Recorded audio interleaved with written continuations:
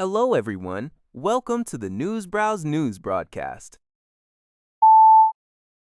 MetaComp PEE, LATE, has introduced the Stable X Know Your Agent, KYAE, framework, a pioneering governance framework for AI agents operating within regulated financial services. Launched at Money20, with 20 Asia, the KYASIS framework aims to establish global standards for the identification, authorization, monitoring, and accountability of AI agents across payment, compliance, and wealth management workflows. The framework addresses critical gaps in current AI governance, particularly concerning agent identity, access permissions, behavioral monitoring, and inter-agent interactions.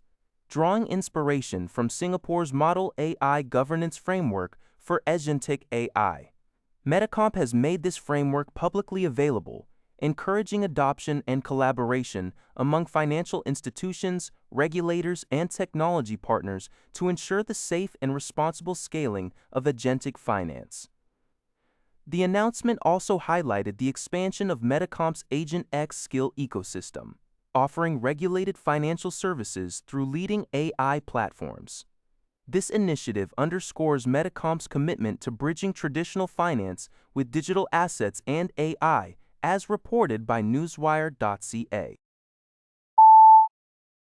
The Tokenized Cash Management Advisory Group, TTEAM-MAG, has released a foundational set of principles for the integration of digital money into corporate treasury operations. This advisory group, comprised of Treasury practitioners, aims to steer the responsible development and adoption of tokenized cash management solutions, ensuring they align with the stringent risk management, control, and operational demands of the corporate sector. TTEAM-AAG emphasizes that these principles are designed to guide industry development, moving beyond pilot programs towards production-ready solutions. Key principles include ensuring compliance with legal and regulatory frameworks, supporting multi-bank and multi-asset architectures, guaranteeing clear accounting treatment, enabling seamless integration with existing financial systems, and maintaining robust security and confidentiality.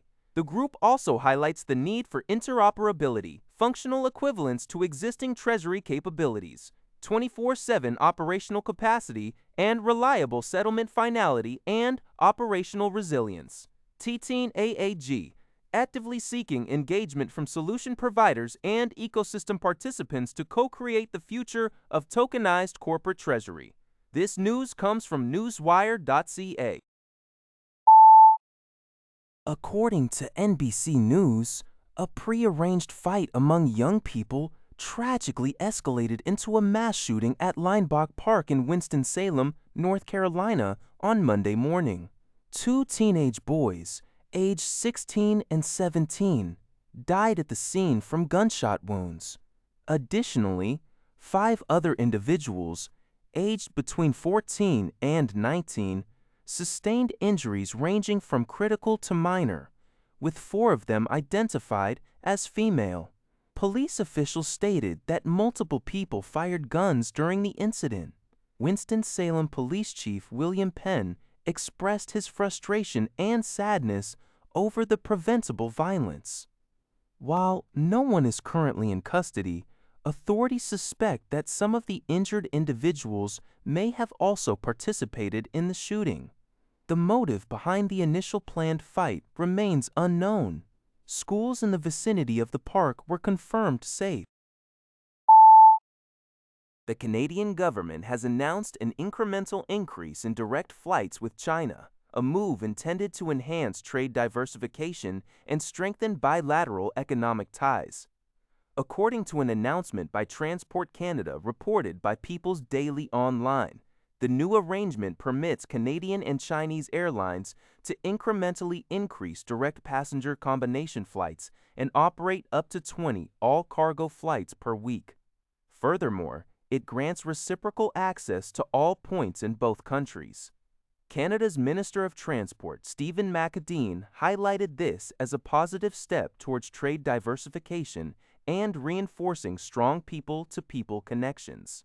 Minister of International Trade, Maninder Sidhu, added that expanding air connections would bolster trade corridors for Canadian exporters, aid in increasing exports to China by 50% and contribute to Canada's long-term domestic economic growth. Japanese Prime Minister Sanae Takaichi proposed to Mexican President Claudia Sheinbaum on Tuesday that the two countries establish a framework for discussing economic security issues. The proposal was made during a 20-minute telephone meeting where the leaders also discussed the situation surrounding Iran and agreed to bolster cooperation, including in the area of energy supply. The proposed framework for economic security discussions is seen as significant given that many Japanese businesses operate in Mexico, a country rich in mineral resources. The details of this framework will be decided through working-level talks between the two governments. Prime Minister Takaichi also urged the Mexican government to facilitate business operations for Japanese companies. Both leaders committed to working together to strengthen bilateral trade relations. This was the first phone conversation between the leaders of Japan and Mexico since January 2018. JJ Press. That's all for this video. Thank you for watching. See you in the next video.